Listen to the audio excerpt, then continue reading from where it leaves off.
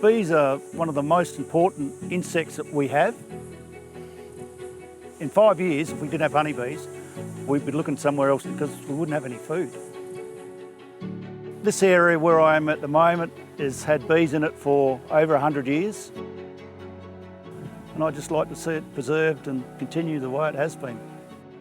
I didn't really realise that, honey was going to be my calling. I was working in the agricultural family business, looking at what bees did, how they went about it. Honey's been used for thousands of years in so many different ancient cultures. The ancient Egyptians, the Romans, the Greeks, the Mayans, pretty much every single civilization uses honey in some shape or form. I realised that there's a market here that we can really tap into with honey. They're not just offering normal honey, which is typical in the supermarket shelves. We wanted to offer something that was unique, something that was native Australian and in its purest form. When Luca and I discussed starting our own business, it was a bold move. It's scary when you're in a corporate position and you're getting a regular income. It's a big leap you take with a young family. So we started a business from scratch with 2 young kids. It took a few years, a lot of hard work, a bit of pain, but most importantly, a lot of experience and learnings to be able to be where we are today. And obviously, when you're doing something that you're passionate about, it's not really work, is it? So it's something that you can go through with quite easily. I think anything that is natural and healthy, Luca is driven to. So, honey, if it's untouched, unadulterated, in its natural form, you can't go wrong selling something that's so natural and so good for you.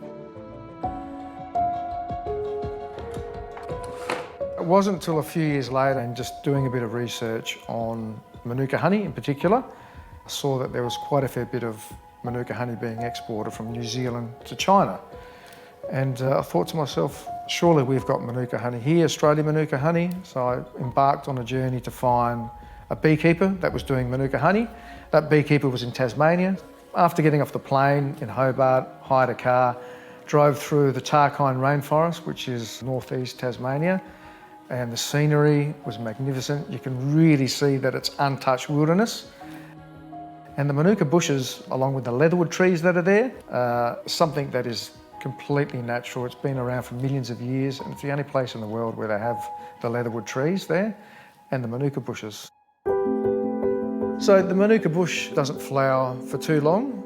It only flowers for 2 or 3 weeks. And the beekeepers go out there, bring their hives. Depending on what the flow's like, they leave them out there for a week, maybe a few days, maybe a couple of weeks. It just really depends on the circumstances. And then basically go back there and collect the hives with the honey in them. The honey's then extracted.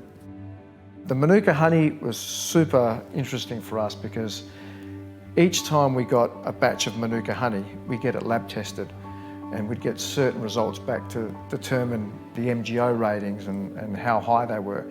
And the higher the MGO, the higher the natural health benefits. The flavour of Manuka honey depends on each batch. We don't mix it or blend it to have a certain taste or texture or aroma, but Manuka honey generally has a strong, distinct flavour. It's very unique and it's very Australian. Since day one, part of our strategy was to partner with 1 or 2 beekeepers for each variety of honey that we do.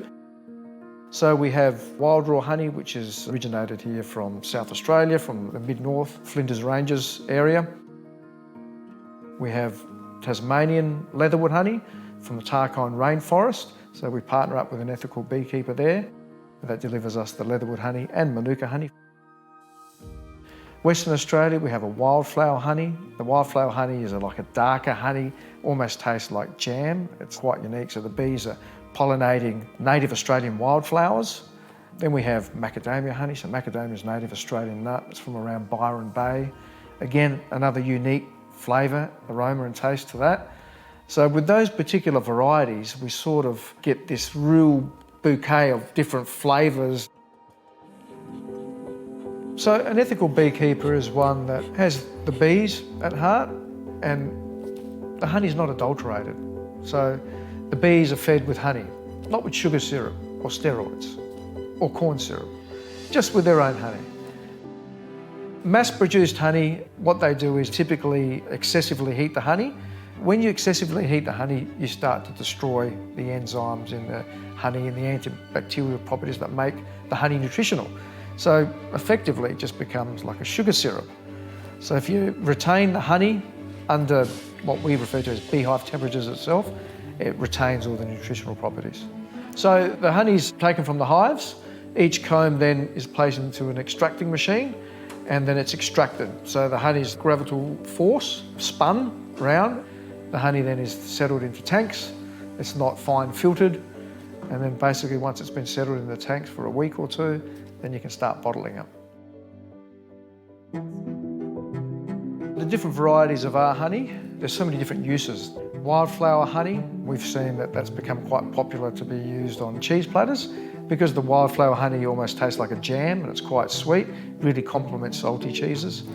I use the wildflower honey on top of the camembert. Sometimes I use the macadamia because that's also got that little bit of a nutty edge. So yeah, that's beautiful.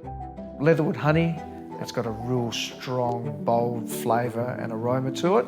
Really nice and drizzled over your muesli or wheat bix every morning.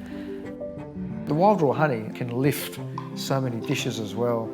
So if you put some on some Atlantic salmon, put it in the oven for 20 or 30 minutes and it just really gives it that extra aroma. We're in so many markets. I think it's like 15 global markets. We've got Japan, Southeast Asia, so Vietnam, and we're in Malaysia, Singapore, one of our first countries we started exporting to, and really popular in the Middle East and US. For us and a small family business in South Australia to export in so many countries around the world, we're really excited for how many more countries we can expand to. And they appreciate our beautiful honey here in Australia.